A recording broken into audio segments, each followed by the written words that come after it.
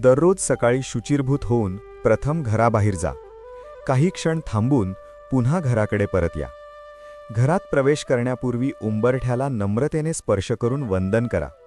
त्यानंतर तेथेच उभे राहून हात जोडून मनोभावे वास्तूची प्रार्थना करा. हे वास्तुदेवो भव, या घराची उन्नती, प्रगती आणि भरभराट कर.